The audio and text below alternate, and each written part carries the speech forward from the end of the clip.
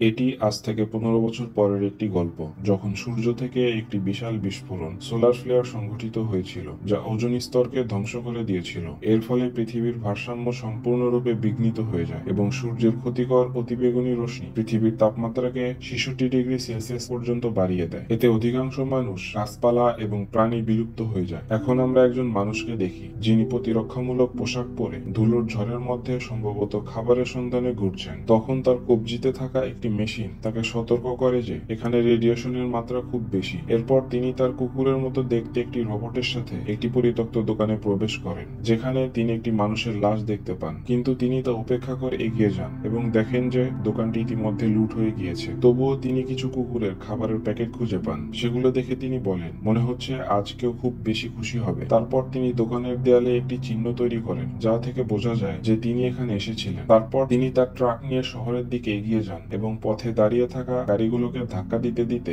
মজা করে এগোতে থাকেন। হঠাৎ তার ডিভাইস আবার বেজে ওঠে এবং সামনে একটি বিশাল ধুলোর ঝড় তার দিকে দ্রুত এগিয়ে আসতে দেখা যায়। তিনি তৎক্ষণাৎ ট্রাক ঘুরিয়ে তার আশ্রয়ের দিকে ছুটে যান। অবশেষে তিনি সময় মতো নিরাপদে পৌঁছে যান। এই ব্যক্তি হলেন ফিঞ্চ, যিনি আগে একটি রোবট তৈরির কোম্পানিতে ইঞ্জিনিয়ার হিসেবে কাজ করতেন। এখন তিনি তার কুকুর এবং একটি সহায়ক রোবটের সাথে সেই পুরনো কারখানায় বাস করেন, যেখানে তিনি আগে কাজ করতেন। এখন তিনি তার কুকুরকে খাবার দেন এবং তারপর ল্যাবরেটরিতে যান। সেখান থেকে তিনি কিছু প্রয়োজনীয় বই নিয়ে সেগুলো স্ক্যান করেন। আসলে ফিঞ্চ একটি মানুষের মতো দেখতে রোবট তৈরির কাজ করছেন, যাতে তার মৃত্যুর পর এই রোবট তার কুকুরের দেখাশোনা করতে পারে। কারণ ফিঞ্চ একটি গুরুতর রোগে ভুগছেন, যা যে কোনো সময় তার জীবন কেড়ে নিতে পারে। তাই তিনি চান যে রোবটটি যত তাড়াতাড়ি সম্ভব তৈরি হয়ে যাক। তারপর একদিন ফিঞ্চ তার কাজে সফলতা অর্জন করেন এবং রোবটটি কথা বলতে শুরু করে। এটি দেখে ফিঞ্চ খুব খুশি হন এবং তার কুকুরকে বলেন, অভিনন্দন, তুমি একজন নতুন বন্ধু পেয়েছো। এরপর ফিঞ্চ রোবটের কাছে কিছু গুরুত্বপূর্ণ প্রশ্ন করেন। রোবট জানায় যে তার কিছু নিয়ম রয়েছে। প্রথম নিয়মটি হলো, কোনো রোবট মানুষের ক্ষতি করতে পারবে না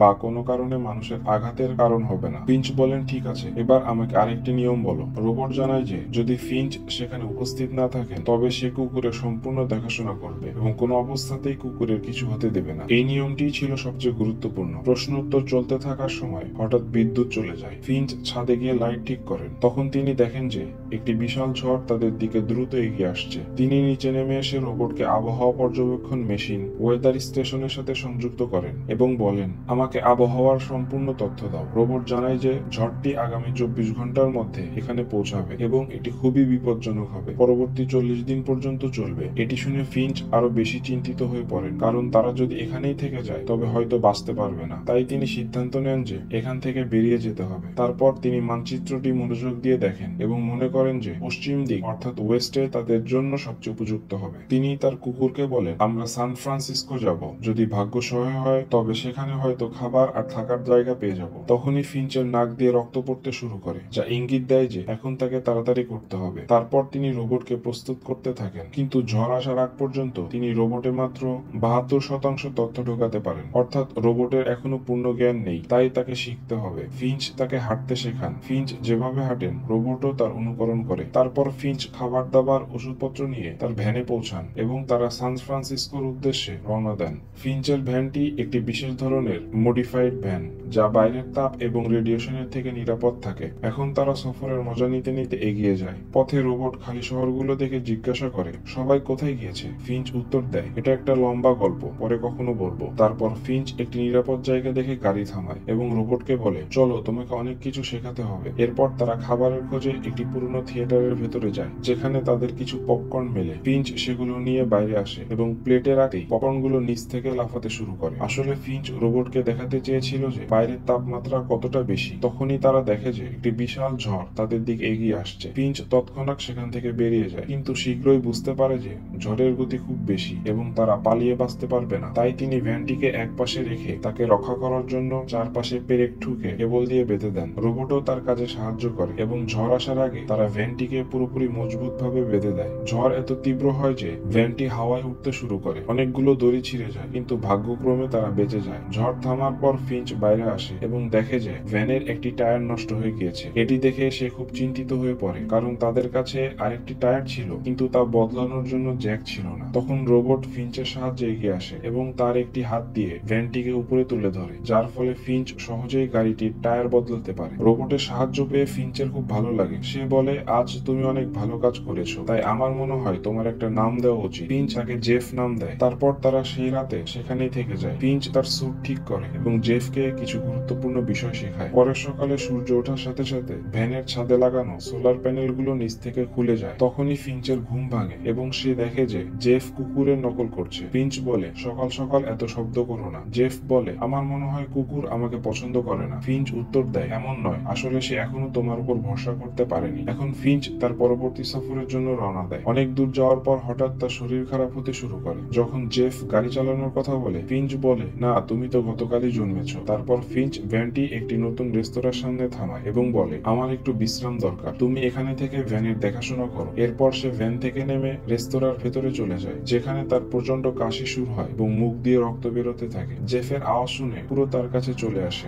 এখন ভ্যানে জেফ একা থাকে এবং তখনই তার শার্প ব্রেন কাজ করতে শুরু করে। সে লাফ দিয়ে ড্রাইভিং সিটে বসে এবং গাড়ি চালানোর চেষ্টা করে। ফিঞ্চ যখন বাইরে ভ্যানটিকে চলতে দেখে, তখন সে দৌড়ে বাইরে আসে এবং দেখে যে জেফ ভ্যানটি একটি গাড়ির সাথে ধাক্কা মেরেছে। কিন্তু যেহেতু ফিঞ্চ ইউভি স্যুট ছাড়া তীব্র রোদে বাইরে যেতে পারতো না, তাই সে সেখানে দাঁড়িয়ে জেফের সাথে কথা বলে এবং বলে, তুমি এখনো ভ্যান চালানোর জন্য প্রস্তুত নও, তাই আমার ইউভি স্যুটটি আমার কাছে নিয়ে এসো যাতে আমি ভ্যানে পৌঁছাতে পারি। কিন্তু জেফ তার কথা ঠিক মতো বুঝতে পারে না এবং আবার ভ্যান স্টার্ট দেয়। সে এবার পেছনের দিকে ধাক্কা মারে। এটি দেখে ফিঞ্চের খুব রাগ হয়। সে জেফকে কাছে ডাকে এবং যেই তার হাত রোদে বের করে, তার ত্বক পুড়তে শুরু করে। ফিঞ্চ বলে, মানলাম তুমি গতকালই তৈরি হয়েছো, কিন্তু এখন তোমার বড় হওয়ার সময় এসেছে। আমি তোমাকে তৈরি করেছি যাতে তুমি এই কুকুরের দেখাশোনা করতে পারো, কারণ এটা তোমার মতো রোদে বেঁচে থাকতে পারে না। এখন ফিঞ্চ তার সফর আবার শুরু করে। তখন সে অনুভব করে যে এখন সময় এসেছে জেফকে গাড়ি চালানো শেখার। সে তাকে ড্রাইভিং শেখায়। জেফের শেখার ক্ষমতা খুব ভালো এবং সে অল্প সময়ের মধ্যেই ঠিক মতো গাড়ি চালানো শিখে যায়। এটি দেখে ফিঞ্চ খুব খুশি হয়। তারপর রাত হতেই তারা এক জায়গায় থামে এবং সেখানে আগুন জ্বালায়। ফিঞ্চ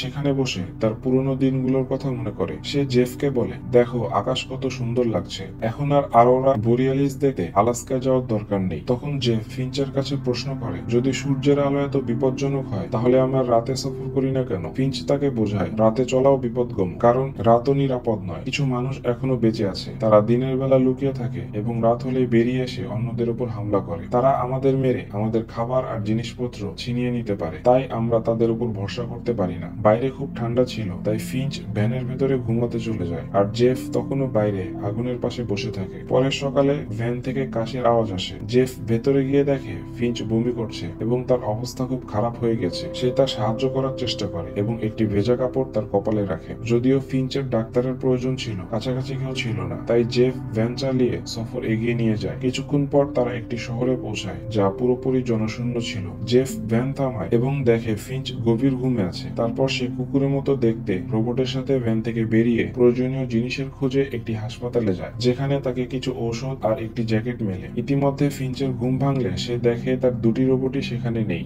সে তাড়াতাড়ি তার স্যুট পরে তাদের খুঁজতে বেরিয়ে যায়। ওদিকে ছোট রোবটটি একটি খেলনা দেখে এবং তা তুলতে গেলে একটি লুকানো ফাঁদে আটকে যায় এবং রোবটটি দুটুকরো হয়ে যায়। তখনই ফিঞ্চ বিল্ডিং এর ভেতরে পৌঁছে দেখে ছোট রোবটটি আর নেই। সে তাকে চিরতরে বন্ধ করে দেয়। তখনই তার সাথে জেফের দেখা হয়। সে অনেকগুলো ওষুধ সংগ্রহ করেছে। ফিঞ্চ বলে, তোমার এখানে আসা উচিত হয়নি, এই জায়গাটি খুব বিপজ্জনক। তারপর তারা দুজন তাড়াতাড়ি বিল্ডিং থেকে বেরিয়ে পড়ে এবং ভ্যান স্টার্ট করে সেখান থেকে চলে যায়। ঠিক তখনই আমরা একটি গাড়ি স্টার্ট হতে দেখি। সম্ভবত কেউ তাদের দেখে ফেলেছে। ফিঞ্চ নিরাপত্তার জন্য প্রস্তুতি নেয়। চলতে চলতে রাত হয়ে যায়। তখন সে সাইড মিররে দেখে একটি গাড়ি তাদের পিছু নিয়েছে। তাদের থেকে বাঁচতে ফিঞ্চ ভ্যানটিকে হাইওয়ে থেকে নিচে নামিয়ে দেয়। সে খুব ঘাবড়ে গিয়েছিল। তাড়াহুড়োয় তখন সে ভ্যানটিকে একটি সেতুর নিচ দিয়ে বের করার চেষ্টা করে, কিন্তু ভ্যানটির উচ্চতার কারণে সেখানে আটকে যায় এবং উপরে থাকা সোলার প্যানেল গুলো ভেঙে যায়। এতে ফিঞ্চ খুব ভয় পেয়ে যায় এবং তার হাত পা কাঁপতে শুরু করে। তখন জেফ ভ্যান থেকে নেমে ধাক্কা দিয়ে ভ্যানটিকে সেতুর নিচে লুকিয়ে ফেলে। এখন যখন পিছু করা লোকেরা কাছে আসে, তারা ভ্যানটি দেখতে পায় না এবং সেখান থেকে চলে যায়। এরপর ফিঞ্চ নিচে নামে এবং ভাঙা সোলার প্যানেল গুলো দেখে খুব মনমরা হয়ে যায়। সে জেফকে বলে, এখন আমরা হয়তো আর কখনো সান ফ্রান্সিসকো পৌঁছাতে পারবো না। জেফ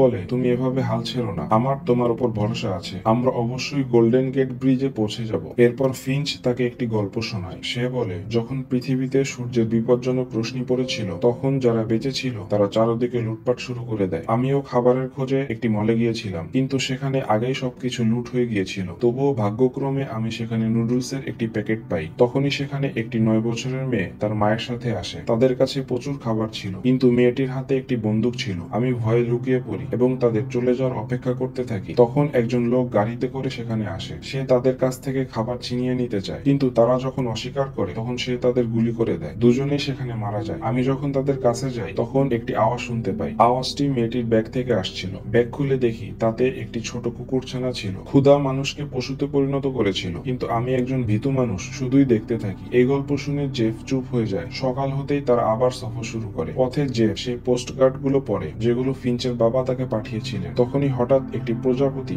ভ্যানের জানালায় ধাক্কা খায়। জেফ তখন এই কথা ফিঞ্চকে বলে। তখন ফিঞ্চ খুব অবাক হয়ে যায়। সে ভ্যান থেকে একটি হাত বাইরে বাড়ায় এবং দেখে যে সেখানে সূর্যের তীব্র রোশনি নেই। তারপর সে ভ্যান থেকে বেরিয়ে আসে এবং এতটাই খুশি হয় যেন তাকে নতুন জীবন ফিরে পেয়েছে। তখন আরেকটি প্রজাপতি উড়ে এসে তার হাতে বসে। এখন ফিঞ্চের পুরোপুরি নিশ্চিত হয় যে এই জায়গাটি সম্পূর্ণ নিরাপদ, যেখানে কোনো বিপজ্জনক সূর্যের রোশনি নেই। ফিঞ্চ তার সুন্দর পোশাক পরেই তৈরি হয় এবং খোলা আকাশের নিচে তাঁবু খাটিয়ে খাবার খায় এবং সেই মুহূর্তটি উপভোগ করে। তখন জেফ বলে, তুমি আমাকে মিথ্যা বলেছিলে যে গোল্ডেন গ্রেট ব্রিজের কার্ডটি তোমার কাকা পাঠিয়েছিলেন, অথচ এর পেছনে তো ড্যাড লেখা ছিল। ফিঞ্চ উত্তর দেয়, আমার বাবা সেনাবাহিনীতে ছিলেন, তিনি এমন সেতু তৈরি করতেন, কিন্তু আমার জন্মের আগেই তিনি আমাদের ছেড়ে চলে যান। আমরা কখনো তার সাথে দেখা করতে পারিনি। তারপর একদিন আমার 15তম জন্মদিনে আমি এই পোস্ট কার্ডটি পাই, যাতে লেখা ছিল যে তিনি আমার সাথে গোল্ডেন গেট ব্রিজে দেখা করবেন। তাকে মুগ্ধ করার জন্যই আমি এই স্যুটটি কিনেছিলাম, কিন্তু আমরা কখনো দেখা করতে পারিনি। আমি এতগুলো পোস্ট কার্ড সযত্নে রেখেছি কারণ আমি বিশ্ব ভ্রমণ করতে চেয়েছিলাম এবং সেই সেতুতে গিয়ে তার সৌন্দর্য দেখতে চেয়েছিলাম, কিন্তু আমি তা করতে পারিনি। আমরা মানুষেরও কত অদ্ভুত, যখন সময় থাকে তখন সুযোগ হারিয়ে ফেলি। এটা শুনে জেফ বলে, কোনো ব্যাপার না, আমরা এখনই সেখানে যাব এবং একসাথে ঘুরবো। ফিঞ্চ বলে, না, এখন আমার সময় এসে গেছে। তুমি আমাকে প্রতিশ্রুতি দাও যে আমার চলে যাওয়ার পর তুমি এই কুকুরকে ভালো করে যত্ন নেবে। এটি শুনে জেফ মাথা নেড়ে সম্মতি জানায়। এখন ফিঞ্চ কুকুরের সাথে খেলতে শুরু করে এবং জেফকেও একসাথে খেলতে বলে, কিন্তু কুকুর এখনো জেফের উপর ভরসা করতে পারে না এবং প্রতিবারই বলটি এনে ফিঞ্চকেই দেয়। ফিঞ্চ মুচকি হেসে বলে, কোনো ব্যাপার না, শিগগিরই তোমরা দুজন ভালো বন্ধু হয়ে যাবে। তখনই হঠাৎ ফিঞ্চের রক্তের বমি হয় এবং তার শারীরিক অবস্থা খুব খারাপ হতে শুরু করে। সে বুঝতে পারে যে এখন তার শেষ সময় এসে গেছে। সে জেফের সাথে হাত মেলায় আর জেফ আবেগপ্রবণ হয়ে তাকে জড়িয়ে ধরে। ফিঞ্চের জন্য এই মুহূর্তগুলো খুবই আবেগপূর্ণ। সে বেশি কিছু বলতে পারে না এবং তারপর বিশ্রামের জন্য ভ্যানের ভেতরে চলে যায়। ফিঞ্চ তার শেষ মুহূর্তগুলো তার কুকুরের সাথে কাটাতে চেয়েছিল। সে তাকে ভালোবাসার সাথে আদর করে এবং ধীরে ধীরে এই পৃথিবী থেকে বিদায় জানায়। এদিকে জেফ বাইরে রাখা জিনিসপত্র গোছাচ্ছিল। তখনই সে কুকুরের কান্নার আওয়াজ শুনতে পায়। সে বুঝতে পারে যে ফিঞ্চ আর এই পৃথিবীতে নেই। এরপর জেফ সেখানেই ফিঞ্চের শেষকৃত্য সম্পন্ন করে। পরের সকালে যখন সে উঠে তখন দেখে কুকুরটির খুব মন মরা। তারপর জেফ তাকে ঠিক সেইভাবেই খাবার দেয় যেভাবে ফিঞ্চ তাকে শিখিয়েছিল।